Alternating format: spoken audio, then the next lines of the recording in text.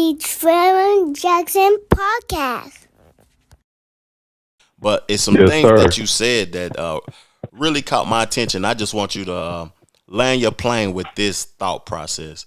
You know, you was talking about how people have a problem with identifying with black, and Hmm. those groups of people that was on Tariq Nasheed show saying that certain individuals need to sign stuff that is really Hmm. not looking out for our best interests. Like I'm at a point in life right now where I'm having trouble identifying with anything because Yeah. if I identify with a group of anything, I can see that it's good and it's bad applied to it. I can see certain people actions that I don't align with and don't agree with, and some actions that I do agree with.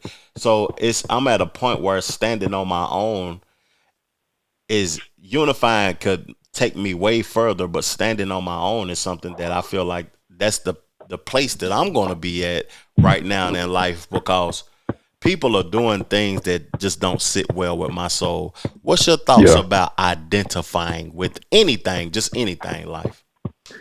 Yeah. Man, for a minute, I wasn't trying to identify with nothing because the way I was brought up, you know, uh, listen to the older folks, you know, do your best, you know what I'm saying, and stuff like that. I wasn't born into a group per se. I mean, my dad was Jehovah's Witness.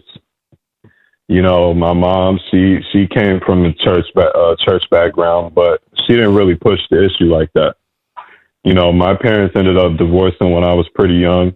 I went through various things that caused me some long term issues, and I feel like those things definitely um, definitely were affect. I was affected by, you know, my parents, you know, in their situation and what they kind of weren't able to give me growing up because of their situation and stuff like that. But um, I've always been on the outside. I moved around a lot when I was younger. I lived in a lot of suburbs. You Mm-hmm. know, everywhere I went, you know, the black folks, they didn't really fuck with me like that. Mm-hmm. The white folks didn't really fuck with me like that, but I fucked with everybody. You Yeah. know what I'm Yeah. saying? And I kind of was just always on the outside, man. And I really didn't. I was always on the outside until recently, man. And you know, I started really standing on the FBA thing because I started to see what was going to be happening Mm-hmm. with all this Christian stuff and Yeah. all this, you know. So I was like, you know what? If this is the game that the most righteous so-called people are going to be playing, you know, I'm gonna need a group. You know what I'm Yeah. saying? Like, Yeah. Yeah. you know, right or wrong, you know. And Mm-hmm. it's unfortunate that that's how it's got to be, Mm. but that's the way. That's the only way I see it playing out because at the end of the day, you know, people are too lazy to Mm-hmm. say you're an individual. They're gonna put you in a group anyway. That's how they're They're gonna too view lazy. me. They're gonna view me, and Hmm. that's why I was, I did a show recently talking about Nick Fuentes and how he made the message dear black people and stuff like that. And the people that he's speaking about, I don't identify as that type of person. Right. Even though what he was saying is wrong, but people will always put all of us you know, in a ball and pot and let us cook. And it's just Yeah. I Yeah. don't think that that's right. And if you're gonna stand with somebody, you said something very important that caught my attention. You got to stand with them people, right or wrong. That's interesting. Yeah. If you're gonna identify with something. Yeah. Yeah. And I'm a land it with this. Like, you know, these, and I hate to call them white folks because I understand that they're not all the same, but this Mm-hmm. is what they want to be. Mm-hmm.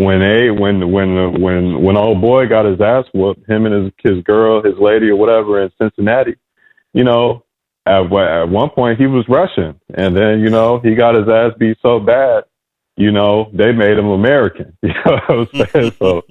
So some good FBA hands could get you some citizenship. You know, Yeah. and I think that's that's a superpower right there, you know, that I'm trying to hold on to. I'm going to pass that down to my kids if I have them, Most you definitely. know? Most definitely. Hey man, Yes, I sir. appreciate your time. Soon as I'm done, anytime you reach out to me, man, we may not be able to connect all the time, but I appreciate you. Once I get done wrapping up this episode and I play the mayor's reaction, I'm gonna call you back, life, man. Thank you for your time, my brother. Yes, sir. Thank you for all you do, man. You always having a upstanding take on the situation, and I want to see you prosper, man. And I'm glad I could contribute. The little stuff. You know, you know that I can Hmm. to the conversations that you put on your platform.